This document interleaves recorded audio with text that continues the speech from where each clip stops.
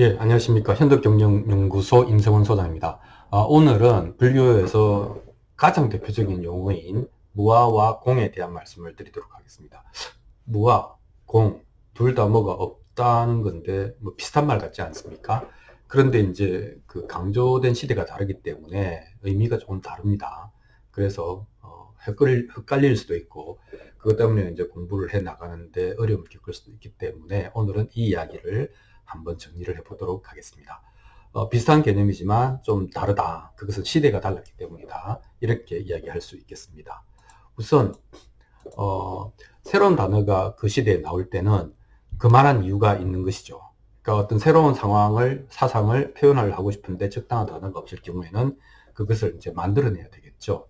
그렇게 해서 무아와 공도 나온 단어다. 이렇게 이야기할 수 있겠습니다. 무아라고 하는 것은 어떻게 보면 불교의 뭐 핵심 단어죠. 이거를 빼고 나면 불교가 뭐 성립 안 할 수도 있겠죠. 그래서 이 무아라고 하는 것은 그러면 언어적인 입장에서 보면 어떻게 나온 거냐? 분명합니다. 이것은 인도말로 아트만이라고 하는 아에 반대해서 나온 말이죠. 그래서 무아다 이렇게 얘기한 것이죠. 그래서 아트만이 아니고 아나트만, 이렇게 부정의 뜻을 나타내는. 근데 그때 당시 아트만이라고 하는 말의 의미는 뭐냐면 세 가지 속성이 있는데, 하나는 시간적으로 영원하다. 그리고 이제 불멸, 이게 인간이니까 죽지 않는다. 영원히 존재한다. 그죠? 영원히 존재한다. 세 번째는 헛개비가 아니고 실체다. 이렇게 이야기를 한 것이죠. 그래서 우리 인간은 나고 죽고 뭐 온갖 것을 겪지만, 그러나 그 안에는 영원 불멸의 실체를 갖고 있기 때문에 언젠가는 합의를 이룰 수 있다. 뭐 이런 생각을 하는 것이죠. 근데 이제 붓다가 보기에는 이것이 문제가 많아서 그렇지 않다. 이렇게 이야기를 한 것이죠. 그러면 이제 이게 왜 그런가 하면, 이 영원불멸의 실체가 있다라고 믿는 거잖아요. 뭐 누가 본 것도 아니지 않습니까? 그러니까 이건 형이상학이죠. 그러니까 무슨 얘기냐면 우리의 경험 영역 안에 주어져 있지 않고, 혹은 우리가 경험한 것으로 합리적으로 추론해서 도달할 수 있는 결론도 아니고, 그냥 그렇다라고 이제 썰이죠, 썰. 이런 것이 우리 시대를, 우리의 이 사회를 지배해서는 안 된다, 이런 생각이, 그것 때문에 이제 무아를 주장하신 겁니다. 그러니까 그래서 그걸 어떤 식으로 주장했는가 하면 이제 다 알다시피, 야, 인간은 아트만 이런 게 아니고 사실 뜯어보면 몸과 마음이잖아. 그래서 몸은 색이고 뭐 정신작용은 수상형식, 그 뭐 색도 뜯어보면 지수화풍 이렇게 돼 있지 않습니까? 그래서 이런 거야, 이런 것들이 모인 거야, 조건으로 모인 거야. 모이면 인간이 되고 흩어지면은 죽는 거야, 이렇게 얘기한 거죠. 그래서 그걸 뭐라고 했다? 연기된 것이다, 이렇게 표현한 거죠. 연기. 그죠? 인연에 따라서 모여서 생겨난 것이다, 이렇게 이야기를 한 것이죠. 그래서 연기된 것이라고 하는 것은 이제 저번에 이야기한 것처럼 무상이라는 뜻도 있고, 두 번째는 자동차는 부품들이 모여서 된 거니까 자동차라고 하는 원래 실체는 없다. 부품들만 있을 뿐이다. 이렇게 보는 것이죠. 그래서 이 연기된 것이기 때문에 영원한 본체, 실체 이런 것은 있는 것이 아니다.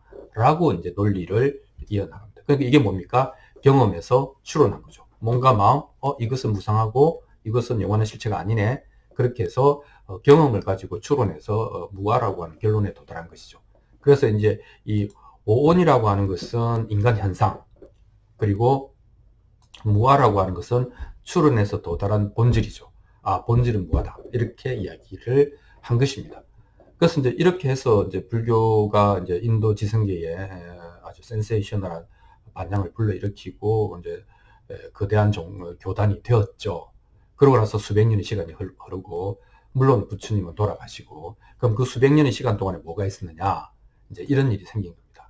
이 공이라는 말은 이제 그 수백 년의 시간을 이해해야 왜 무아라는 말 대신에 공이라는 말이 나왔는가, 주장되었는가 하는 것을 이해할 수가 있습니다. 근데 그 수백 년간의 시대를 부처님의 제자들이 불교를 이끌어갔던 부파불교의 시대라고 하는데, 부파불교는 이제 뭐 이런 겁니다.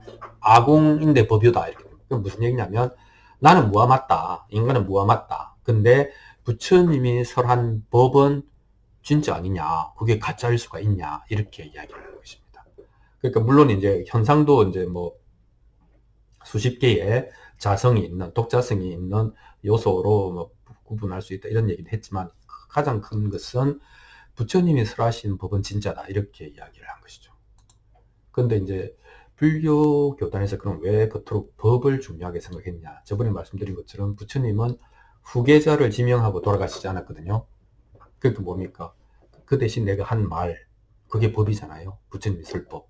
내가 한 말에 의지해서, 그리고 네가 스스로 노력해서 법등명, 자등명하라 이렇게 이야기했잖아요. 그러니까 제자들 입장에서는 부처님이 뭐라고 말했는가 하는 것이 굉장히 중요한 거죠. 왜냐하면 그거 가지고 이제 살아가야 되니까.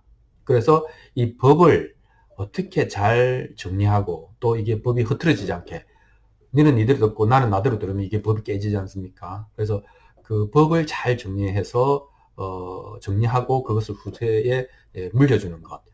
이것을 사실은 이제 깨달음보다 더 우위에 둔 거죠. 그러니까 이 사람들은 자신의 미션을 법의 전달자 이렇게 봤지 깨달음 이렇게 안 본 것이죠. 그게 뭐 양립하기가 어려웠나 봅니다. 그러니까 이제 어떻게 되겠습니까? 법을 정리하니까 일단 언어, 문자, 개념, 붓다 그토록 싫어했던 형이상학 뭐 이런 것들이 막 들어갔겠죠. 그렇게 해서 법은 거대해졌습니다. 그래서 뭐 청정도론 같은 경우는 저도 이제 한번 봤는데 미무책 이만큼 들었습니다. 그거 뭐 몇백 페이지짜리 3권 보고 나면 이제 머리가 아픈데 법을 정리하는데 온갖 심혈을 기울인 거죠. 몇백 년 동안. 그러니까 나중에 어떻게 되는가 하면 법이 거의 이제 실체시 되는 겁니다. 이 법이라고 하는 것이 이 정도의 체계를 가진 어마어마한 어떤 실체가 있다. 이렇게 생각하게 된 것이죠.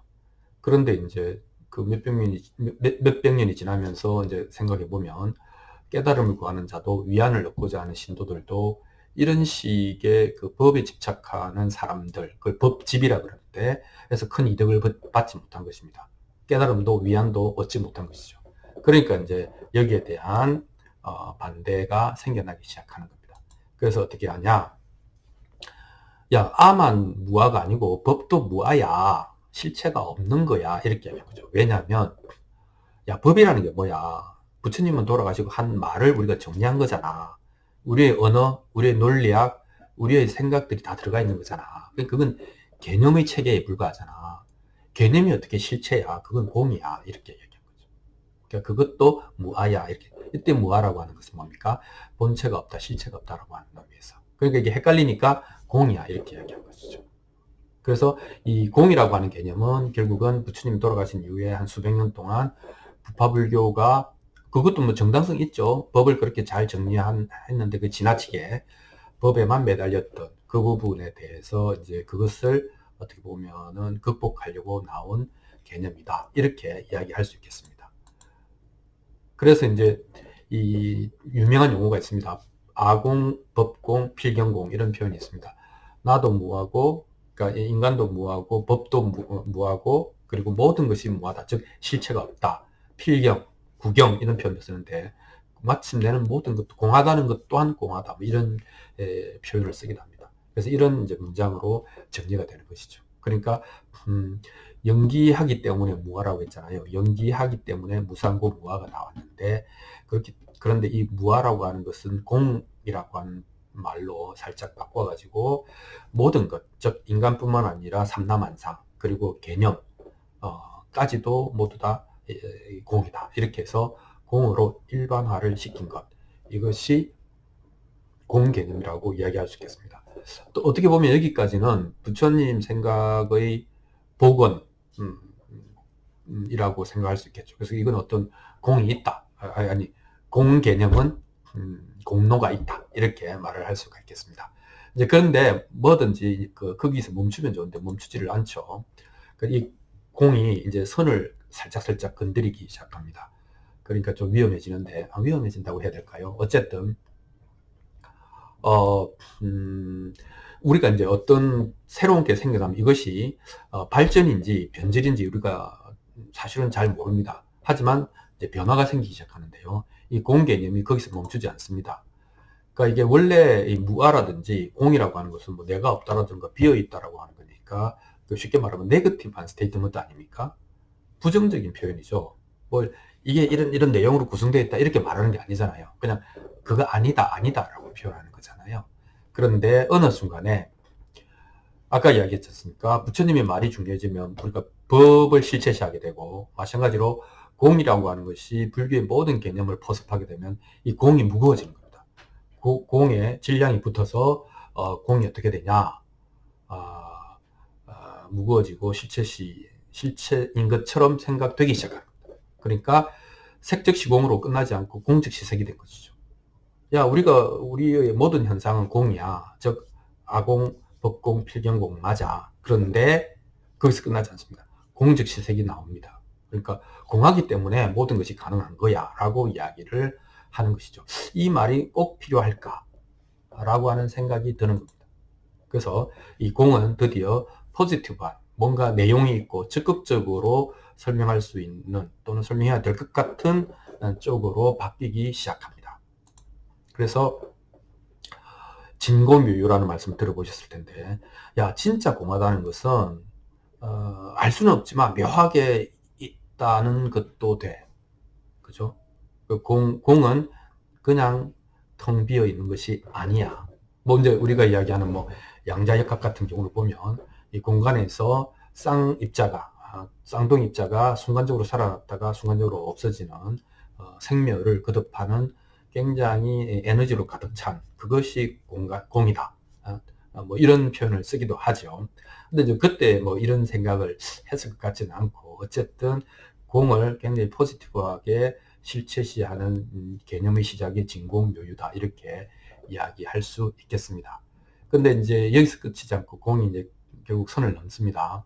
그러니까 진공묘유이기 때문에 이거 잘못됐습니다. 분리가 아니고 안일불자인데 두 개가 아니다.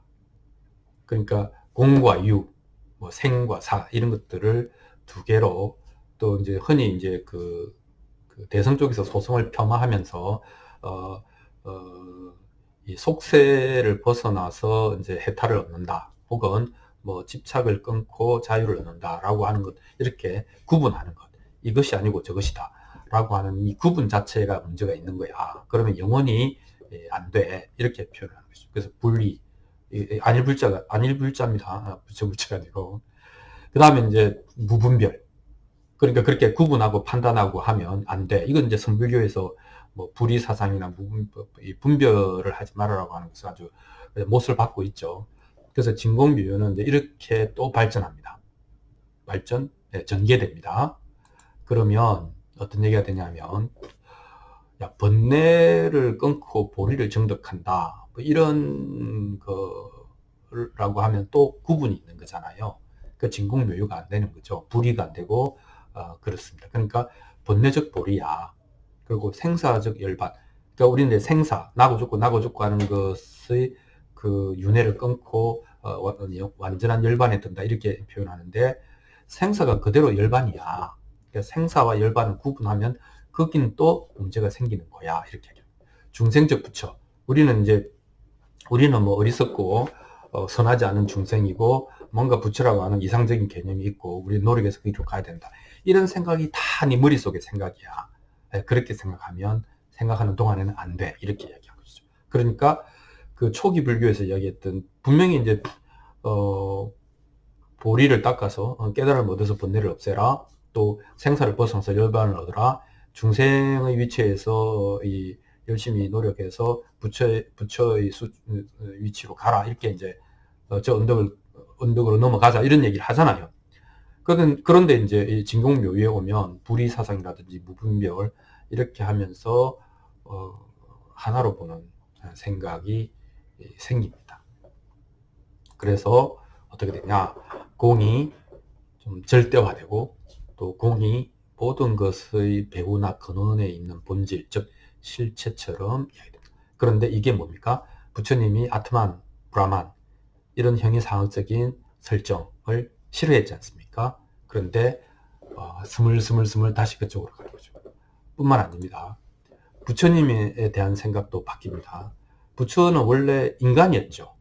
근데 깨달은 인간이었죠. 그래서 부처님 시절에도 당신 누구야? 라고 얘기했을 때 나는 인간도 아니고 신도 아니고 뭐 아무것도 아니고 붓다다. 이렇게 나는 깨달은 자다. 이렇게 자기 표현을 했습니다. 근데 이 부처에 대한 생각도 부처도 점점 이제 훌륭해지는 거죠. 너무 훌륭해지는 거죠. 그러니까 부처는 이전에도 있었고 이후에도 있을 거고 깨달은 사람이라고 하는 것으로 추상하면 개념적으로는 깨달은 사람 또는 깨달음의 본체, 즉 그 법신이라고 하는 것인데 이것이 진정한 부처다 이렇게 얘기하는 것이죠. 그러니까 법신이 또 깨달음이라고 하는 뭔가 절대적인 thing, something이 되는 거죠. 이 절대화가 되는 거죠. 물론 이제 이 법신은 안전장치를 붙이죠. 생각할 수도 없고 표현할 수도 없고, 그러니까 그런 수준을 우리의 어떤 지각 수준을 넘어가는 것이기 때문에 그것을 적극적으로 표현하는 순간에 틀리는 것이다 이렇게 말은 하지만 부처는 법신의 개념으로 정리가 되면서 이게 절대화된 겁니다. 그리고 이제 이 신앙 쪽으로 보면 부처님이 이제 정토 사상이라든지 뭐 보살 사상이라든지 이제 이쪽으로 가면서 이 부처님 이 깨달음을 얻은 사람들이 이제 중생들을 돌봐주는, 보호하고 돌봐주는 신격화의 그 이제 신앙화 이런 쪽으로도 가게 되는 것이죠. 그러니까 이제 부처님이 사후에 한 500년 정도 되면 벌써 이제 이런 것들이 상당히 많이 진행돼 가지고 사실은 이런 것들이 이제 부처님이 그 극복하고자 했던 사유 체계 아닙니까?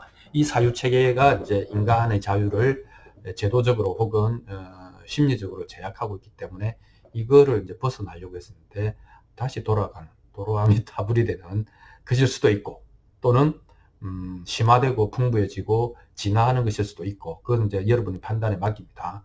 그러나 이런 일이 일어났습니다. 그래서 이제 뭐 이렇게 표현할 수도 있겠죠. 사람은 무아를 일단 싫어하잖아요. 아무것도 없다든지 뭐 이런 말 표현, 그 말의 진짜 뜻에 대해서 깊이 생각해 보는 것보다는 딱 들었을 때 없다고? 비어 있다고? 그러면 별로 안 좋아하는 거죠. 인간은.